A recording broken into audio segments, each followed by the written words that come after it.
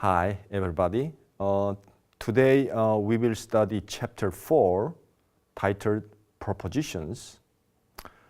Before we start that, let me briefly review what has gone so far. I said that an argument is a set of sentences. Now, a sentence is made of concepts, made of words that express concepts. So in the last chapter, we studied what a concept is and relations among concepts. Today, we will study sentences that are made of words. So we are kind of working backward. We start from very simple things, concepts, and then we build sentences out of concepts. And then we construct arguments by using sentences. So we are kind of in the middle of that process. We will eventually get to arguments and talk about how to evaluate them. But before that, we are still working on what makes a sentence and what makes an argument. Okay? Now, what is a proposition? Propositions are the meaning of sentences. Propositions are the meanings of sentences. Propositions are made of concepts. We learned what concepts are in Chapter 3. Now, what makes propositions distinct is that propositions can be either true or false. True or false are sometimes called truth values. Okay?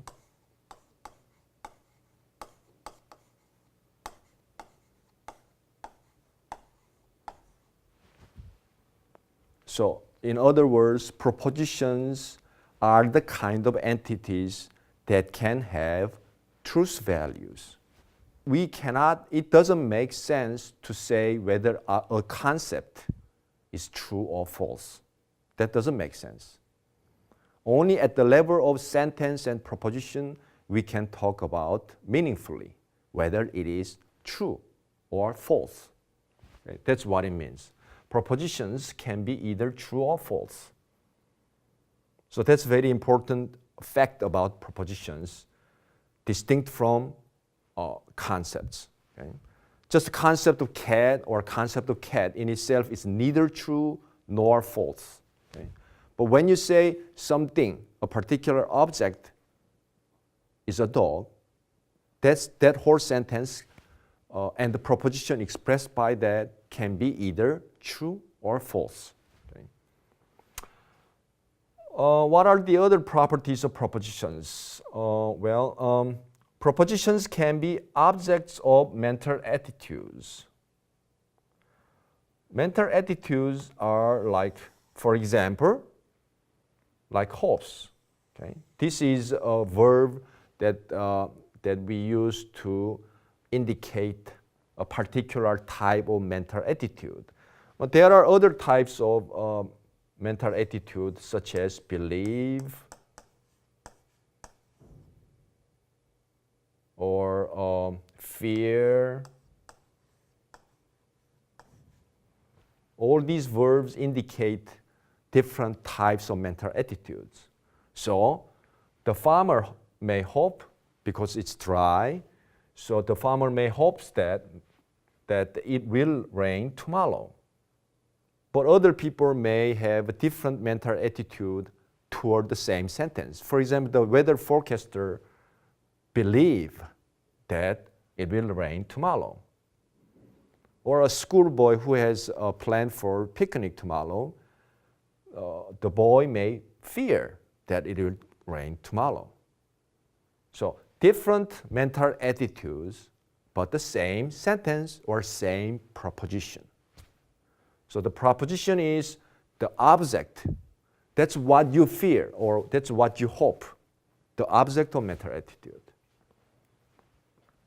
So propositions can be objects of mental attitudes. That's another fact about proposition. The identity of proposition is determined by the concepts that make it up. The identity of proposition means when do we have one and the same proposition? Okay?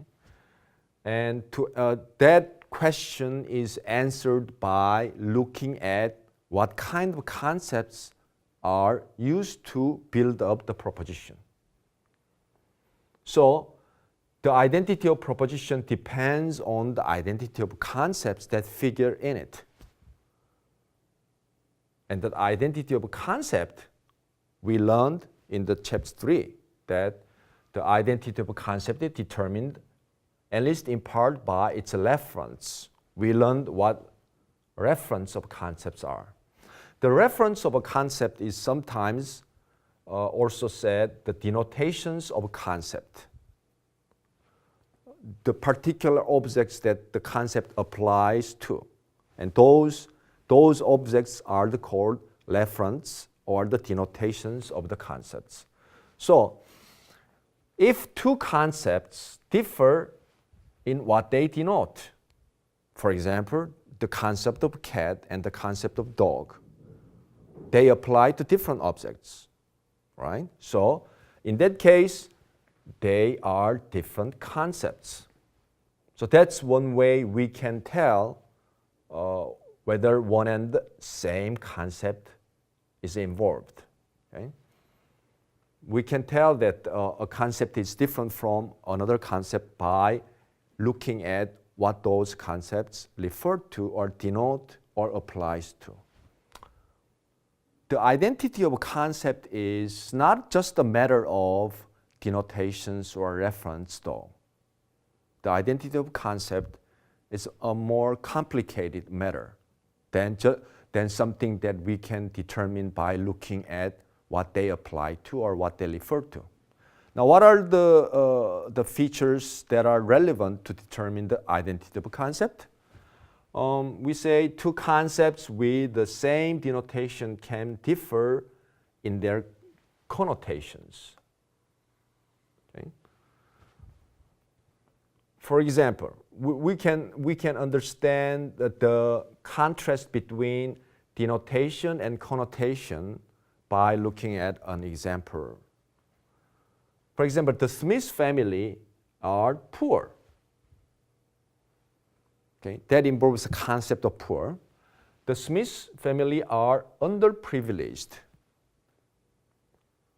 Now, maybe it may be the case that poor people are underprivileged.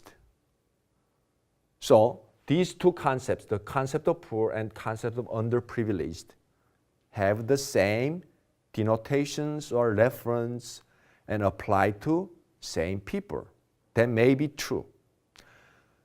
But even if these two concepts refer to same people, they may be still different concepts in that they bring up different ideas, or we say they connote different images or ideas in our mind. I mean, poor is just poor, but underprivileged kind of signifies that there is some kind of wrongdoings on the part of the society. That if someone is poor, that means the person is not well off in the economic status. But underprivileged means that the society didn't do enough. So these two words or concepts bring about different connotations. So in that sense, these two concepts are different concepts, even though they refer to and denote same people. Okay? Two words with the different connotations do not necessarily mean that they express different concepts. So even though, right, sometimes connotations matter for determining the identity of concepts, but not always. If you look at a textbook, a detailed explanation of why that is the case is given. So please refer to relevant part of the textbook for why this is the case. Okay, let's move on to the next part. In the section titled Grammar and Propositions, the main idea of this section is that what we call grammar is can be relevant for determining what propositions are expressed by the sentence. So for example, two grammatical structures can express the same proposition. Proposition, you can kind of equate the word proposition with information. What that means is if two sentences express the same proposition, what that means is two sentences carry the same information, or still in other ways, you can say we learn the same fact from two sentences. Okay? So, for example, to say that John is taller than Sam, compare that with Sam is shorter than John. It seems that these two sentences basically say the same thing. Right? It's although the construction is very different. John comes first in this sentence, and Sam comes first in this sentence. And the word used are taller, shorter, are different. But the sentence as a whole delivers the same information. And that can happen. Okay? That this happens quite often in a language. Another fact about the relationship between grammar and proposition is certain grammatical transformation preserves the propositional meaning. For example, active-passive transformation can preserve the propositional meaning. So for example, X beats Y is to say the same thing as Y is beaten by X. So active and passive. These grammatical operations preserve the propositional meaning. Okay? So this is how grammar is relevant in determining the propositional content of sentences. Okay? In logic, the propositional meaning of sentences is very important. Okay? That's why in logic we talk about these kind of grammatical transformations. Another fact about how a language expresses propositions is a single sentence can express more than one propositions. It condenses several propositions. Let's look at an example. This is an example in the textbook. We live in a red house near the lake. This is just a single sentence, but it expresses more than one propositions. This sentence implies at least three simple propositions. What are those three simple propositions? For example, this sentence implies that we live in a house. That's a first proposition. The second proposition is the house is red. That information is contained in it. That's a second proposition.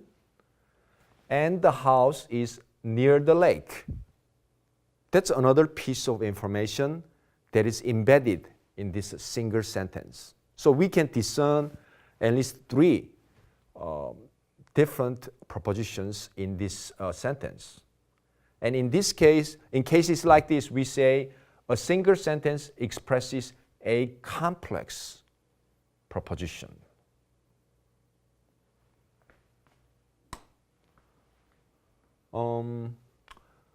we can combine two propositions in various ways by using many different kind of connectives. For example, we can just connect two propositions P and Q by AND. Okay. For example, we can say John is tall and Sam is short. Okay. John is tall expresses one proposition. Sam is short expresses another proposition.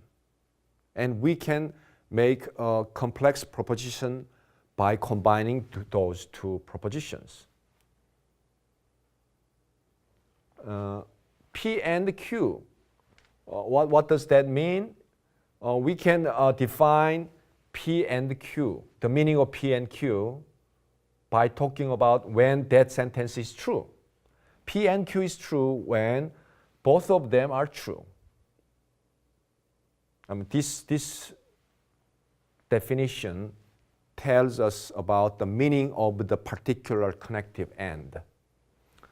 And there are connectives with very different meanings. For example, because. There are other connectives. AND is one connective, because is another connective, if then is a connective, or is another connective. Okay? So there are many connectives in a language that we can use to construct more complex propositions out of simpler ones. We will talk more about some of these connectives later, okay? Because they are important for, especially for the logical purpose. In the book, the author talks about the distinction between restrictive clause and non-restrictive clause. The distinction may be confusing for some of you, so let me explain what the distinction is all about. The example in the book is, I think, very useful. For example, the restrictive clause is this: the Japanese who eat lots of fish have fewer heart attacks.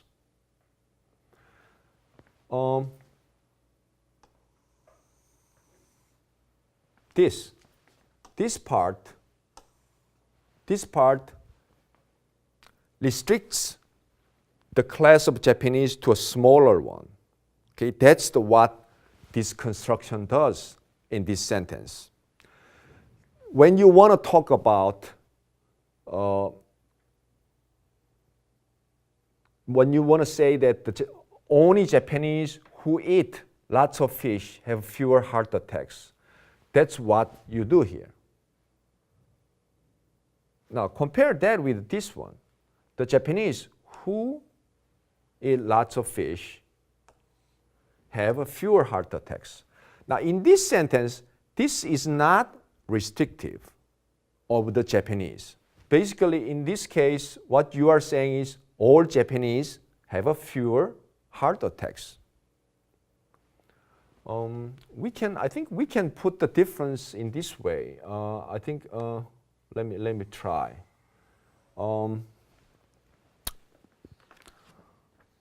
Let's say the first the restrictive clause. Okay, let's say J stands for Japanese.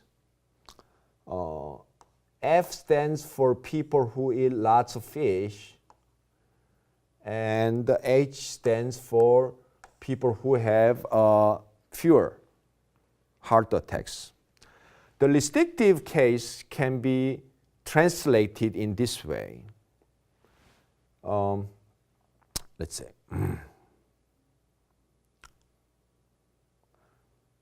all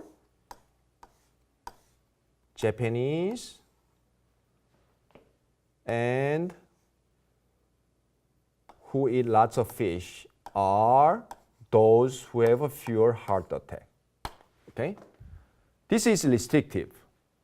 You only want to talk about the Japanese people who eat a lot of fish. But in the non-restrictive case, the translation is different. It's more like this. All Japanese eat lots of fish, or JRF, and all Japanese are people who have fewer heart attacks. H. So you can see here, okay, the restrictive clause is translated in this way, and non-restrictive should be understood in this way.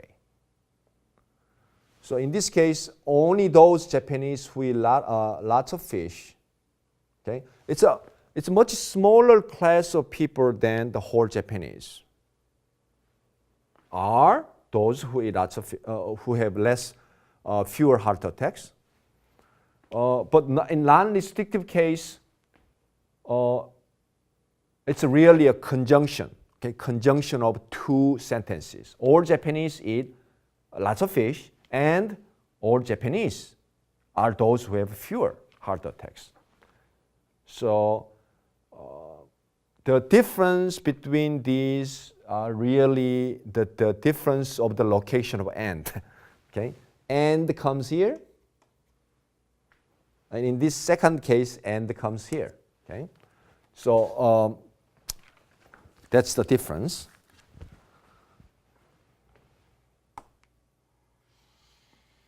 Okay. Okay, what's the next stuff? Says a sentence does not always assert every proposition that it expresses. Now, what does that mean?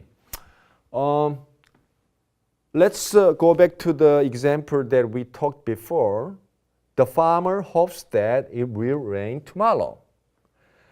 In this sentence, the expression, it will rain tomorrow, expresses a propositional meaning. That's for sure, right? It will rain tomorrow is something that can be either true or false. But notice that someone who says this sentence is not asserting that it will rain tomorrow. All that is said here is that the farmer hopes that it will rain tomorrow, and nobody is asserting that it will rain tomorrow. Okay, so this example illustrates how a sentence can express an assertion, a proposition without asserting it. Okay, that's what it means. Okay.